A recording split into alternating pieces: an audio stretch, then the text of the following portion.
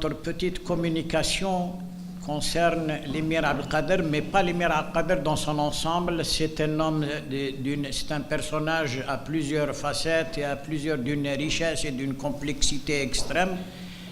Nous avons décidé d'aborder deux aspects qui ont fait polémique et qui n'ont pas fait, bien sûr, consensus et encore moins unanimité. Ça concerne la fin de son combat. Les gens ont l'habitude de dire sa reddition, mais vous allez voir que ce n'est pas tout à fait une reddition.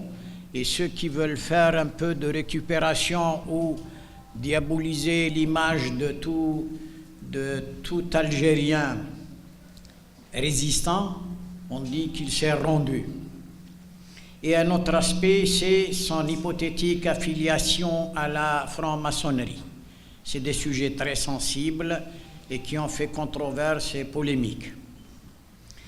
Pour le premier aspect, il faut se placer dans le contexte de l'époque. Je ne peux pas aborder toute la durée de combat de l'émir Abdelkader. Il y en a quelques-uns qui l'ont fait avant moi et mieux que moi, aussi bien des étrangers que des nationaux, à commencer par Charles-Henri Churchill qui a fait une biographie de l'émir qui est merveilleuse, qui a été éditée dans plusieurs maisons d'édition. Il y avait également un jeune officier de l'époque qui a exactement le même âge que l'émir et qui a écrit une partie de la biographie de l'émir. C'est la partie où il a côtoyé, évidemment, du côté ennemi. C'est Adolphe Dinzen, qui est un officier de l'artillerie, c'est un Danois qui est engagé dans l'artillerie française. Et il était tellement omnibulé et tellement surpris par la personnalité de l'émir que juste après son retour en Europe, il a écrit l'ouvrage, en danois bien sûr. Cependant, depuis quelques années, il a été traduit par les soins de la fondation de l'émir Abdelkader du danois vers l'allemand. D'abord, je crois qu'il a été traduit avant ça vers l'allemand, mais la traduction vers le français, elle est effectuée depuis une quinzaine d'années par les soins de la fondation de l'émir. Et il y en a d'autres. Il y a Mohamed Cherif Sahli, Abdelkader, Chevalier de la Foi, un bel ouvrage qui a été réédité. Je l'ai réédité moi-même quand j'étais à la tête des éditions de la NEP. D'ailleurs, on a réédité toute l'œuvre de Mohamed Cherif Sahli, Allah yarhamou, un intellectuel de haut rang et un historien qui a écrit, l'auteur de le message de Yugurta, décoloniser l'histoire, et ce dernier ouvrage-là, Abdelkader, Chevalier de la Foi. Il y en a également, il y a Boualem Bessayeh, notre ancien ministre des Affaires étrangères et président du Conseil constitutionnel, qui a consacré un ouvrage formidable à l'émir. Il a fait un parallèle entre un contemporain de l'émir et qui a également mené un même combat contre l'occupation, c'est Sultan Chemil. Il a fait un parallèle formidable, il l'a édité aux éditions ENAG et on l'a réédité après son épuisement. Et il y en a d'autres, il y a même une autobiographie de l'émir, il y a une biographie également par son petit-fils, donc il y a eu des écrits. Il y a eu également le comte de Sivry qui a fait un ouvrage formidable, et il y en a des biographies plus ou moins heureuses. Mais seulement, il y a eu également, ces derniers temps, quelques écrits sur l'émir. Il y avait celui d'Abdelaziz Farrah, mais je signalerai un autre ouvrage, c'est de Bruno Etienne, où ils ont fait tout un amalgame concernant son hypothétique affiliation à la franc-maçonnerie. Donc je n'ai pas à faire la biographie, ni la vie de l'émir, ni l'histoire de son combat. Je n'aborderai que ces aspects qui n'ont pas fait consensus. Alors il y a eu beaucoup d'écrits et beaucoup de déviations également. Beaucoup de gens prétendent actuellement que l'émir Abdelkader s'est rendu. Chez nous, le terme rendu, c'est quelque chose de très lourd. Ça signifie qu'il a rejoint les rangs de l'ennemi pour combattre les siens. C'est comme ça que l'on comprend. Il s'est rendu. Or, ce n'est pas une simple réflexion permet déjà de mettre en doute cet aspect. Ce n'est pas après 17 ans de combat, 2 ans en tant que simple combattant et 15 ans en tant qu'émir. Ce n'est pas après 15 ans de combat où il a frôlé la mort de près à plusieurs reprises et un beau jour il a perdu courage ou il a perdu la motivation ou sa vocation de combattant. C'est parce que tout simplement, après 17 ans de combat, il a eu à constater beaucoup de choses durant ces batailles. L'armée française, qui est à l'époque l'armée la plus puissante d'Europe et du monde, certainement, eh bien, elle a pris le peuple algérien, la population civile en otage. À chaque bataille, avant chaque bataille, après chaque bataille, les représailles concernaient pratiquement les populations civiles. C'est un véritable génocide. Et je n'exagère pas. Ce n'est pas parce que maintenant c'est la mode de parler d'extermination et de génocide. Je vais vous donner quelques chiffres qui sont édifiants à cet aspect. En 1830, la population algérienne, c'est vrai qu'il n'y avait pas de recensement, mais par recoupement avec les impôts que les populations payaient à l'administration ottomane, à la Régence, et par quelques recoupements, des historiens, aussi bien algériens comme Hamdan Khouja dans son ouvrage, un ouvrage édifiant, Le Miroir, le Mir'at, ou bien même chez les historiens qui ne sont pas algériens, des historiens français, mais qui ne sont pas inféodés à la puissance coloniale, comme Michel Labarre dans son livre Histoire d'un parjure. La population algérienne était estimée entre 8,5 millions et 9 millions d'habitants. Et 40 ans plus tard, au premier recensement en 1872, juste après le soulèvement de Mokrani et de Cheikh El-Haddad, la population algérienne était avec un recensement, 2 millions 100. Et il ne faut pas faire une simple soustraction arithmétique, parce qu'après 40 ans, une population, surtout à forte croissance comme dans les pays d'Afrique du Nord, une population peut doubler, tripler et pourquoi pas quadrupler. La preuve, c'est que nous, depuis toujours la même population algérienne, au bout de 40 ans, de 62 de l'indépendance jusqu'à nos jours, elle a plus que triplé. Elle a plus que triplé. Voilà le véritable génocide. Ça signifie que la puissance coloniale, l'armée coloniale a exterminé le peuple algérien pratiquement. Ils ont liquidé au moins une douzaine de millions. Et ce n'est pas exagéré, c'est parce que les historiens ne veulent pas se pencher sur ces aspects. Plus que les historiens, même les hommes politiques et les hommes de culture ne veulent pas revoir cette page de façon objective. Et puis, quelle extermination! D'ailleurs, il y a quelques historiens quand même, comme Olivier Lecourt Grand-Maison, le titre de son ouvrage est édifiant, et à ce titre, colonisé, exterminé. Et c'est l'une des raisons pour lesquelles il est pratiquement maintenant mis en quarantaine par ses pairs, par d'autres historiens. Ils sont très rares ceux qui étaient objectifs concernant la colonisation. C'est une véritable extermination, et quelle extermination! Des fois, c'est des enfumades. Il y a des tribus entières, comme la tribu de Hadjout, qui ne restait ni enfants, ni vieillards, ni bébés, ni garçons, ni filles, absolument rien. Des enfumades. Ce qui est curieux, quand je vous dis que même les hommes de lettres et les hommes de culture de cette puissance coloniale ne veulent pas jeter un coup d'œil nouveau à cette phase de l'histoire. Quand je dis enfumade, vous savez, dans tous les dictionnaires français, que ce soit le Littré, le Robert, le Larousse, le dictionnaire général, le Quillet, il n'y a pas le terme enfumade. Il y a enfumage, enfumé, parce que c'est la honte de cette puissance coloniale. Et malgré ça, il y a des gens au plus haut niveau, un chef d'État qui parle des bienfaits de la colonisation. Et ici, il est évident que ce n'est pas avec une histoire d'enfumade et d'extermination et de génocide que l'on peut parler des bienfaits de la colonisation. Il confondait certainement le flambeau de civilisation avec une torche incendiaire. Certainement. Elles ont le même aspect, mais c'est des destinations tout à fait opposées. Et alors, lui, il ne veut pas être complice de cette extermination. Il ne veut pas... Il a entièrement raison de ne pas être complice, et de lui qui est l'homme des droits, l'homme.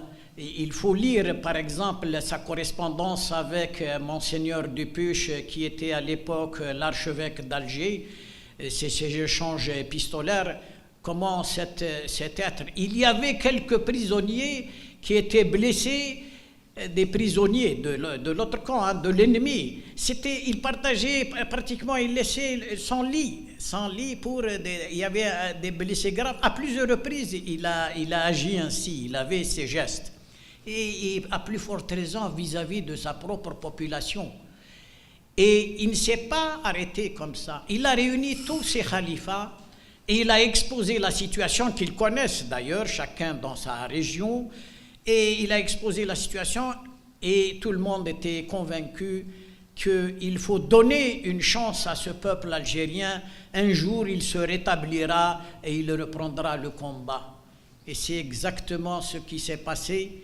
En effet, après l'émir Abdelkader, moins d'un quart de siècle plus tard, à chaque fois que le peuple se sentait un petit peu rétabli, il avait repris le combat. Depuis El-Mokrani ou Cheikh El-Haddad, il y avait également les Acha, les Bouamama, les Ouled Sid Sheikh, combien de soulèvements il y en avait. Et aucun d'eux n'a réussi jusqu'au 1er novembre 1954, c'est-à-dire quand la population algérienne a repris un petit peu ses forces. Elle avait, le 1er novembre 1954, la population algérienne a atteint entre 8,5 millions et 9 millions d'habitants. Il ne voulait pas. Parce que s'il ne s'était pas à l'époque rendu, s'il n'y avait pas reddition, il serait advenu des populations algériennes ce qui est advenu en Amérique du Nord, les Indiens d'Amérique, les Utes. Il reste maintenant quelques réserves. Et il faut être réaliste, il faut un minimum de population. Ces quelques réserves, je ne pense pas qu'elles auront ces réserves, qu'elles auront un jour la chance de reprendre leur indépendance et d'expulser les 300 millions d'Américains qu'il y a actuellement. Je ne pense pas qu'ils puissent reprendre le combat et reprendre leur indépendance.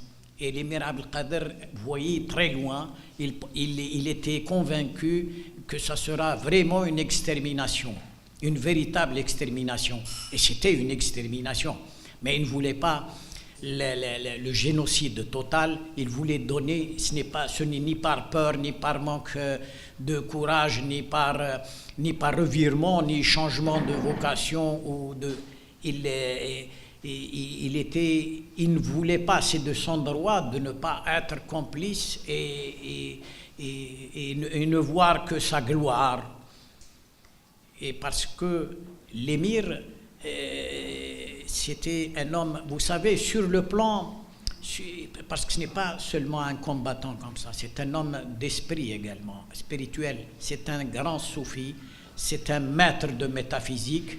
Et il a laissé une œuvre qui atteste de ça dans son livre Kitab al-Mawaqif. Et un homme de cette stature, il faut remonter sur le plan chevaleresque, sur le plan des guerres, il faut remonter à Salah ad-Din al-Ayyubi pour voir un homme de cette stature. Ça, c'est sur le plan militaire et sur le plan chevaleresque. Sur le plan spirituel, il faut remonter à son grand maître auquel il voulait être associé, il voulait être enterré à côté de Muhyiddin ibn al-Arabi, Cheikh al-Akbar au Kibrit al-Ahmar. Et il faut remonter, oui, c'était un pôle de son époque. Voilà l'aspect, voilà pourquoi on dit, pourquoi la puissance coloniale, beaucoup d'historiens parler de reddition, il s'est rendu, ronda. Voilà, le camarondèche, même qu'on c'est tout. Le deuxième aspect qui est très sensible, vous savez, de par son éducation, l'émir, et d'ailleurs son humanisme en vient. Pourquoi il y a eu cette propagande selon laquelle l'émir serait affilié à la franc-maçonnerie? Parce que une fois retourné, une fois parti, oui, et d'ailleurs quand on dit s'est rendu, il est devenu l'ami de la France. Hein. Cet ami, la France, elle l'a emprisonné pendant 5 ans. Une drôle de manière de traiter ses amis. Mais Mir Abdelkader était prisonnier. À aucun moment de sa vie, il n'a été déprimé. C'est au moment où il était à Ambroise, quand il a perdu tout espoir, qu'il était déprimé. Et ils n'ont pas respecté les clauses de sa reddition. Parce qu'il leur a dit, la première clause, c'est d'être expulsé ou exilé dans un pays musulman. Ils l'ont emprisonné pendant 5 ans. Mais elles ont servi quand même sur le plan spirituel, on va voir, malgré tout. Parce que وَعَسَىٰ تَكْرَهُوا شَيْئًا وَهُوَ خَيْرٌ لَكُمْ وَعَسَىٰ تُحِبُّوا شَيْئًا وَهُوَ شَرٌ لَكُمْ.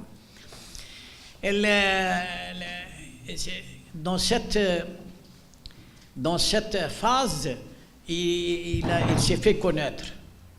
Et il a fallu tout le poids de Napoléon III pour le libérer. Et une fois libéré, il a quitté effectivement la France. Il est resté pendant 3 ans à Brousse en Turquie. Et après un terrible tremblement de terre, il a quitté Brousse pour rejoindre Damas, là où il voulait toujours y aller. Il a déjà été à Damas avant la colonisation, avant la pénétration française. Il est parti pour un pèlerinage avec son père. Ils sont restés là-bas pendant 2 ans, en passant par Damas, là où est enterré le Mahidine ibn Arabi. Ensuite, à l'époque, il a rendu visite à tous les maîtres spirituels de toutes les toroq pratiquement, et notamment celle de Al-Qadiriya, Abdelkader Al-Jilani et tous les autres. Il a fait Bagdad, Damas, évidemment, il est passé par les lieux saints. Donc il a rejoint Damas et en 1860, il y avait un conflit, il y avait 12 000 chrétiens qui étaient menacés d'une mort certaine. Celui qui les a sauvés, c'est l'émir Abdelkader.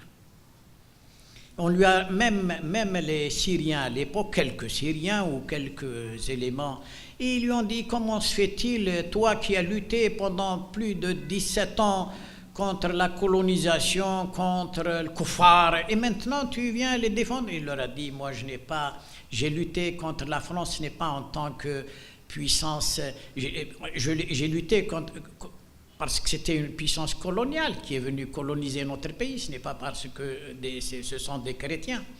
S'ils étaient de véritables chrétiens, ils ne nous auraient pas exterminés, ils ne nous auraient pas colonisés, ils ne nous auraient pas enfumés. Et il a sauvé 12 000 chrétiens d'une mort certaine. Et alors de toutes parts, à travers toute la planète à l'époque, de l'Europe, des pays, de tous les pays du monde, des félicitations, des remerciements, des reconnaissances pleuvaient. Et lui, de par son éducation, il répondait à tout courrier. Même les quelques loges de la franc-maçonnerie lui ont écrit, et il leur a répondu, parmi lesquels il y a la loge Henri IV du Grand Orient de France. Et lui, il répondait, eux, sur la base de cette réponse et de cet échange épistolaire, parce qu'il a fait quelques commentaires sur la manière dont ils leur ont écrit. Vous savez, ils ont un style et une tournure d'esprit un peu particulière, ces francs-maçons. Sur la base de cet échange épistolaire, ils ont dit, voilà, c'est un franc-maçon. Et de toute manière, il n'y a que quelqu'un imbu des valeurs de la franc-maçonnerie qui puisse avoir une telle attitude et un tel geste. Ils ne savent pas que son éducation un type, l'auteur de Kitab al-Mawaqif, et celui qui a réédité le Futuhat al-Makkiya de Muhyiddin ibn al-Arabi, c'était l'émir. Depuis des siècles, ils n'ont pas été réédités, oui. Et Mahsoub, lui, n'a pas de valeur. Il n'y a que les valeurs de la maçonnerie qui existent. Et ils n'ont pas beaucoup insisté. Et puis, il y avait des choses aberrantes que Bruno Etienne avait reprises dans son ouvrage sur l'émir Abdelkader. C'est une un peu biographie romancée. Il a repris beaucoup de choses, mais vraiment aberrantes. Alors, ils disent qu'il était affilié à la loge Henri IV. D'abord, lui, quand il a sauvé les chrétiens, et puis ils disent qu'il s'était initié en juin 64. Il était à Damas, il n'était pas à Paris en juin 64. Et ensuite, on ne peut pas être affilié, on ne peut pas être initié à distance, ça n'existe pas. Tous les gens qui connaissent, quelle que soit l'obédience, le Grand Orient, la Grande Loge, quelles que soient les loges, et on ne peut pas être initié à distance. De Damas, il va être initié à la loge Henri IV de Paris. Non, c'est-à-dire qu'il a été initié à la loge des pyramides à Alexandrie au compte de la loge Henri IV. Il n'a pas été non plus à la loge à Alexandrie. Ensuite, quand on connaît un minimum de choses sur ces ordres initiatiques, comme enfin, sur les sociétés secrètes, comme la franc-maçonnerie, les Carbonari ou les Illuminati, pour passer d'un grade à un autre, d'abord il y a les trois grands passages, de l'apprenti à compagnon, ensuite à maître. On reste 10 ans, 15 ans, 20 ans pour passer d'un grade à un autre. Il y a même la plupart d'ailleurs pour le Grand Orient et la Grande Loge, il y a 33 grades, hein, du premier grade jusqu'au 33e grade Kadosh, en passant par le 30e grade de Rose-Croix et tout ça. On reste des années, des décennies pour grimper ces ordres. Et puis, Émir Abdelkader, en une demi-journée, il a grimpé tout ça, c'est curieux. Il a appris quoi alors? Pourquoi il va être affilié? On est affilié. Il est vrai que la franc-maçonnerie, dans sa globalité, à son origine, était un ordre initiatique qui remonte très très loin. Il y a des gens qui la font remonter jusqu'à David, hein, le roi David, le prophète, oui, parce que lui, voulant reconstruire le temple, et à chaque fois il est démoli, enfin ça c'est des choses un peu divines, il a fallu que son fils Salomon prenne l'initiative et reçoive une directive divine certainement, pour rétablir le temple. Et il a fait appel à un architecte Hiram, et c'est de là que beaucoup d'historiens qui connaissent profondément et de façon très lointaine la franc-maçonnerie, il la remonte à Hiram, et peut-être même avant, parce que c'est des ordres initiatiques qui n'ont pas d'âge. Mais au cours des siècles, même les fondements de la maçonnerie ont été totalement dévoyés. Et là où ça, vraiment, les derniers soubresauts de la véritable maçonnerie ont périclité après l'événement du protestantisme. Après la révocation définitive de l'édit de Nantes, les protestants étaient persécutés, c'est vrai, les huguenots.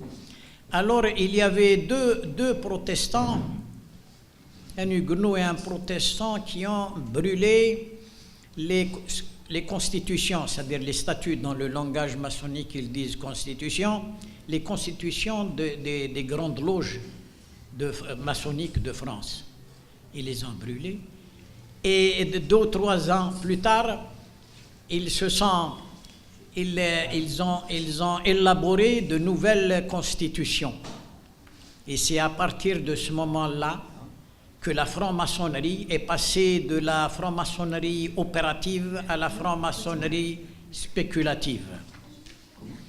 Et ils ont évacué tout le contenu spirituel de la maçonnerie. Il n'y a plus cette notion très forte du grand architecte de l'univers, de l'être suprême, des aspects. C'est devenu de plus en plus une société d'affaires, une société secrète de complots et je vous assure que jusqu'à présent leur ramification est terrible, avec des tournures extrêmement inédites au cours de l'histoire.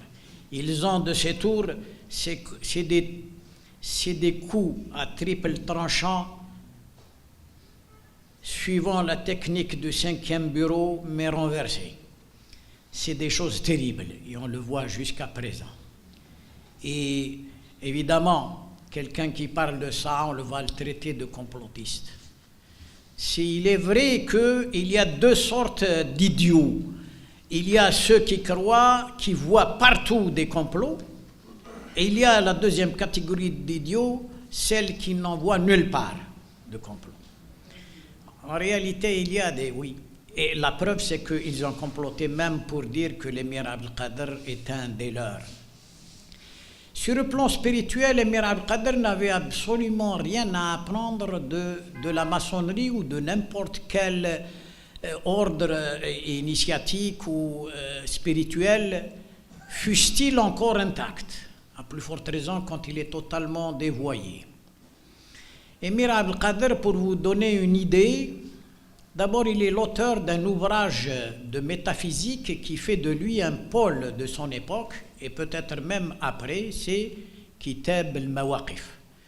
Pour ceux qui s'intéressent un peu au soufisme et à la spiritualité, il y a une traduction qui a été élaborée de façon heureuse par Michel Chodkiewicz, l'ancien directeur des éditions du Seuil et ancien directeur de la revue Recherche à l'époque.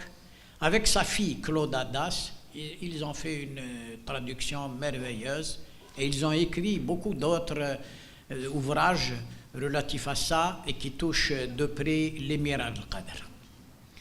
L'émir Abdelkader, mais en dehors, ça c'est le livre évidemment fondamental pour ce qui est métaphysique, pour ce qui est ésotérique. Il a écrit d'autres ouvrages.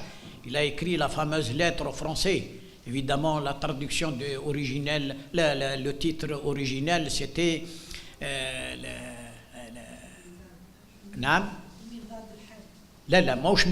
c'est le deuxième. Le premier, la lettre aux Français, c'est Tanbih, oui, Tadhkir al-Aql wa Tanbih al-Ghafl. Mais ça a été traduit lettre aux Français. Lettre aux Français. Et ensuite, comme je vous ai dit tout à l'heure, c'était le premier, depuis des siècles, à rééditer l'œuvre de Muhyiddin al-Arabi, Cheikh al-Akbar wa Kibrit al-Ahmar, qui est l'un des maîtres avant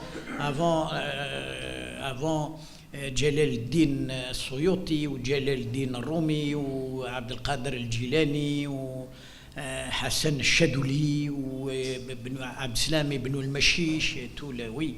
D'ailleurs, ils font toujours référence au Cheikh al-Akbar. Un bonhomme comme ça, vous pensez qu'il a besoin de se ressourcer auprès d'une loge? C'est comme si vous me disiez qu'un prix Nobel de littérature a besoin d'assister à un cours d'alphabétisation pour améliorer son vocabulaire. Je ne pense pas qu'il était à ce niveau. Et ensuite, il est parti par la suite en France. Il a fait, où ils l'ont invité à l'exposition universelle. Quelqu'un qui est affilié à la loge Henri IV ne va pas rendre visite au moins quelques instants à cette loge. Ils ont dit qu'il a rompu, oui. Mahsoub l'émir, comme ça, un beau jour, il est d'accord pour être affilié à distance et il va rompre, et ainsi de suite. C'est pour vous dire qu'ils veulent faire de la récupération, ou bien un Algérien ou un musulman ou un arabe, ou enfin un non-occidental, ou bien il ne vaut rien, ou bien s'il vaut quelque chose, il est à nous. Il s'est imbu de nos valeurs.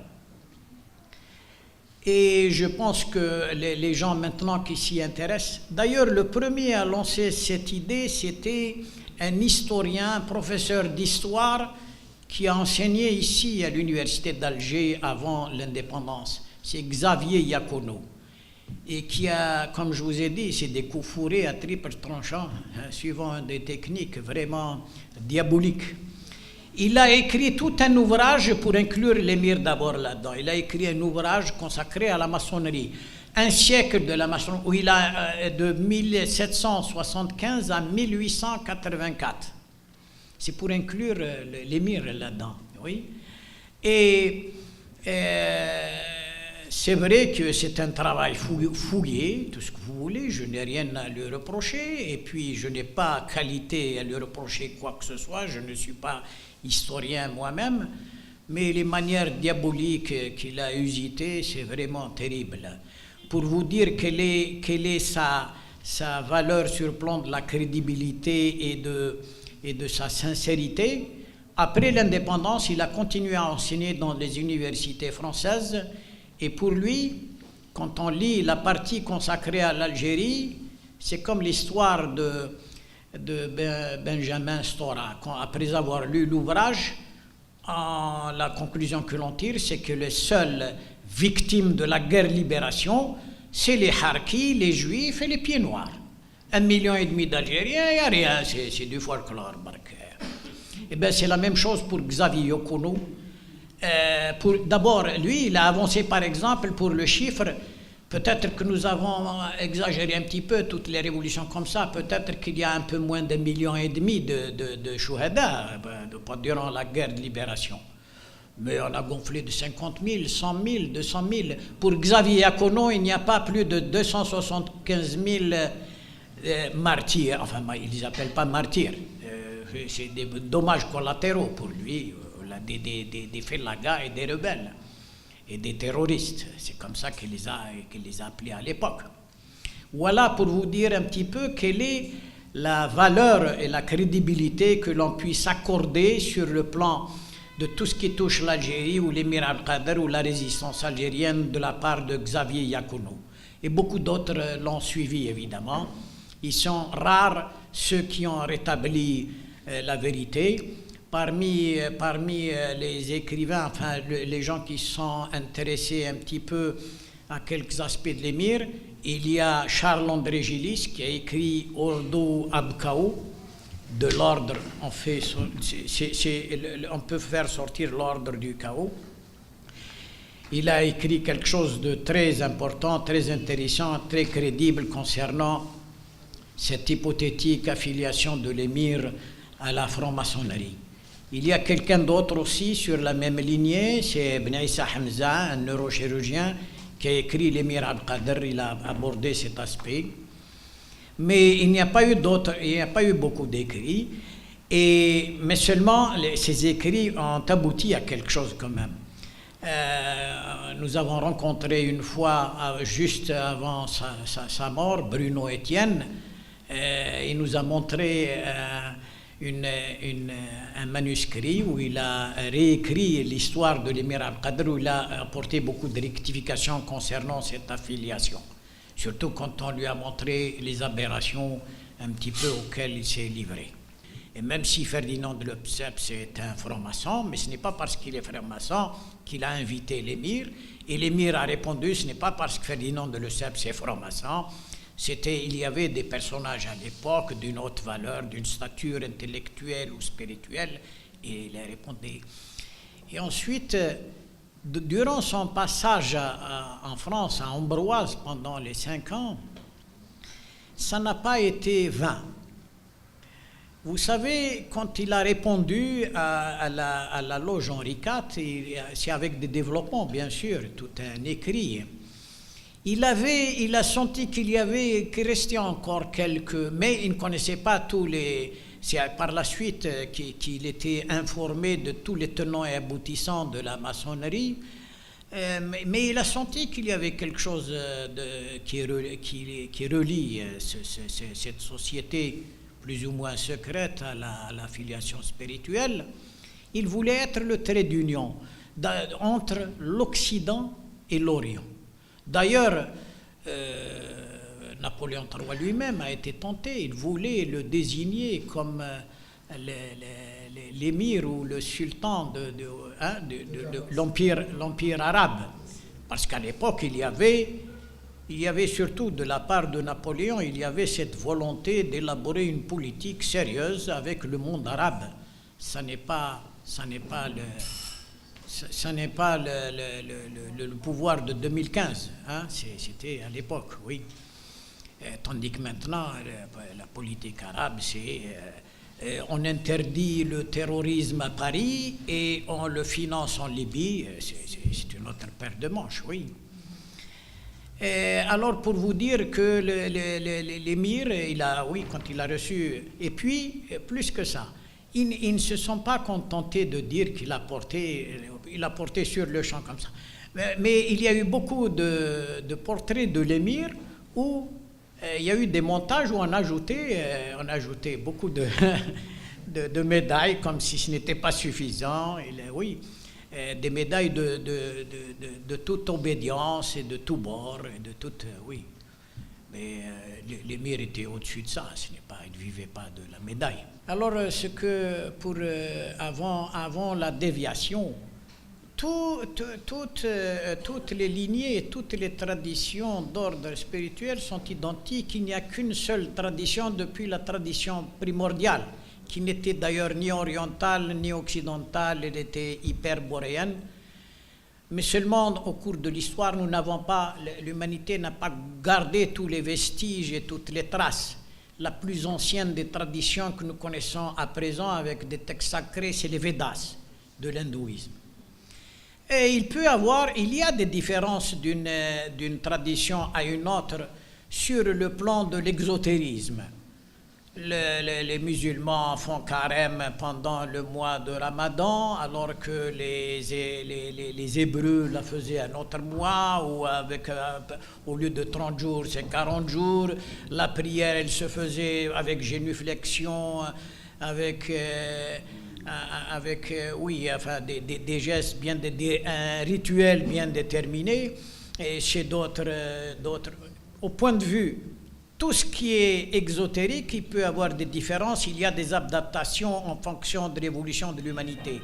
Mais les fondements sont totalement identiques depuis celles que nous connaissons, depuis Nuh alayhi salam, depuis Abraham, depuis Adam alayhi salam, quand vous dites, oui. C'est-à-dire que, je ne prends pas souvent l'exemple d'Adam parce qu'il y avait beaucoup de terrorisme à l'époque. La preuve, c'est que la moitié de l'humanité a été décimée par une autre moitié. Caïn a tué Abel. Alors, les fondements sont les mêmes.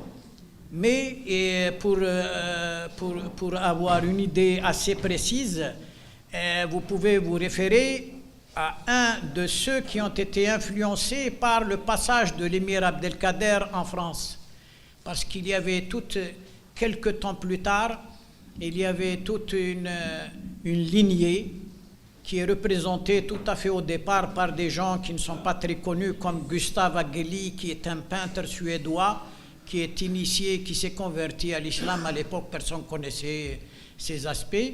Et ensuite, il y a eu toute une école derrière René Guénon, avec un petit peu les facettes. Après René Guénon, il y avait Michel Valzan. Après Michel Valzan, justement, il y a celui que je vous ai cité tout à l'heure, Charles-André Gillis. Michel Valzan, c'est un diplomate roumain qui était un des disciples de René Guénon. Alors, il a écrit justement, et il n'est pas le seul à avoir écrit. Il y a eu beaucoup d'ésotéristes qui ont écrit sur l'unicité des traditions.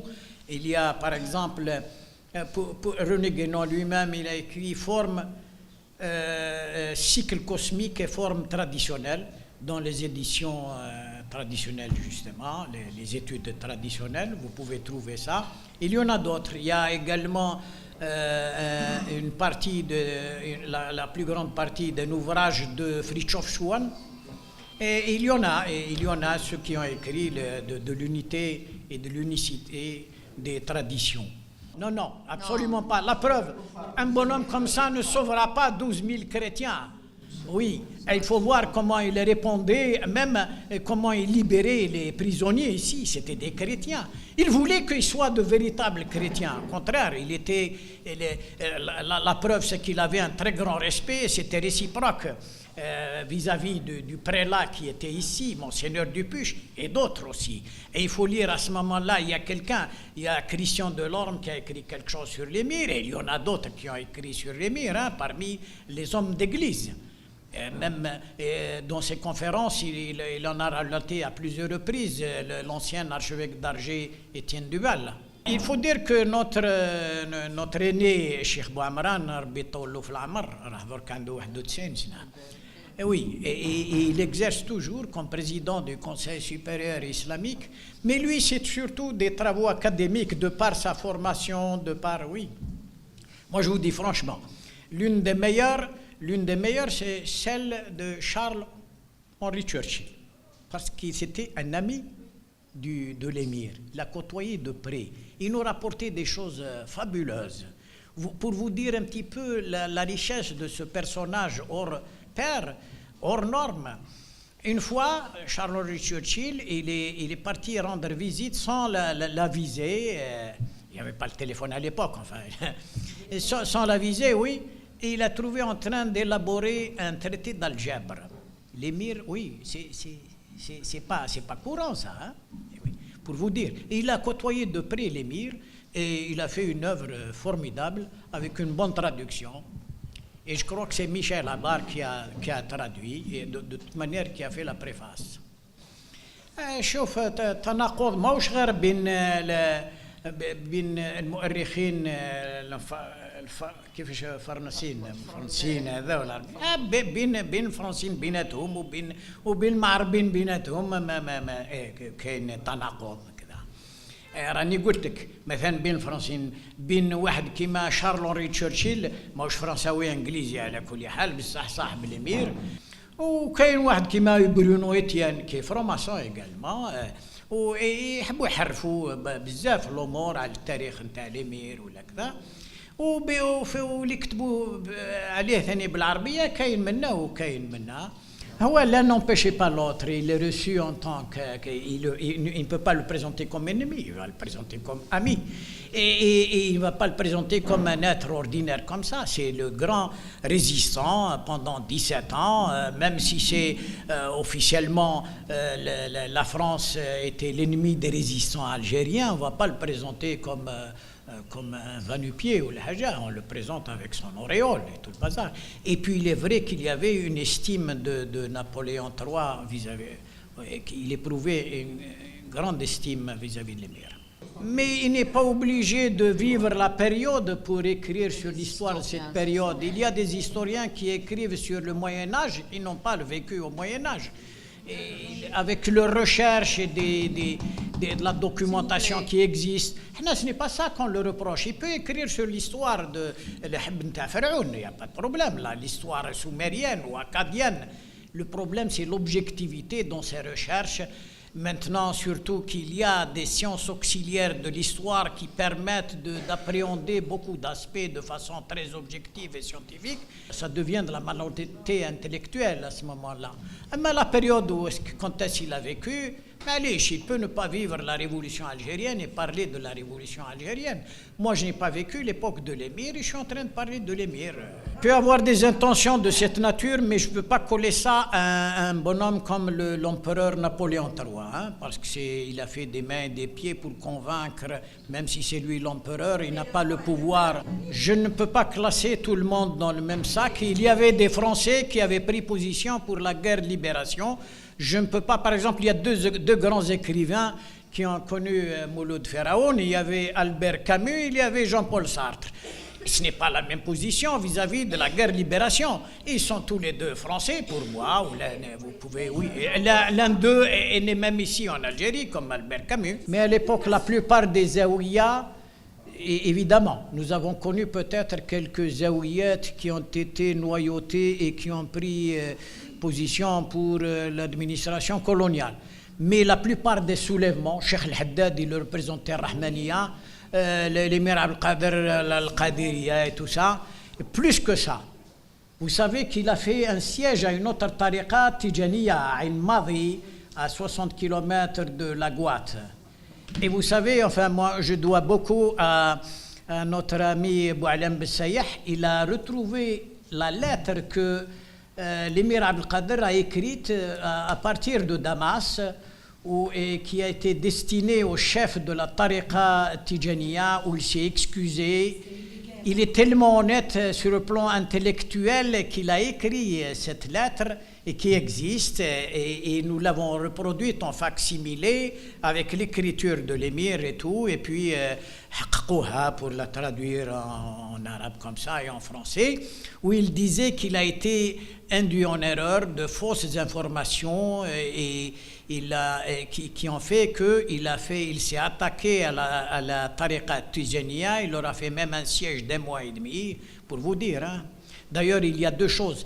L'émir est tellement honnête sur le plan intellectuel que par la suite, il a non seulement rectifié verbalement, c'est des écrits. Et il y a deux choses, et pour lui, il a fait l'erreur de s'être attaqué à la tariqa Tijaniya et de signer le traité de la Tafna qui a permis à la France d'avoir les coups des franches et d'attaquer Ahmed Bey. Et puis, c'était tellement... La puissance coloniale, c'est toujours la traîtrise. Quand ils ont réglé le compte à Ahmed Bey, le traité de la Tafna a disparu, c'est terminé. Vous savez, vous connaissez un peu l'histoire.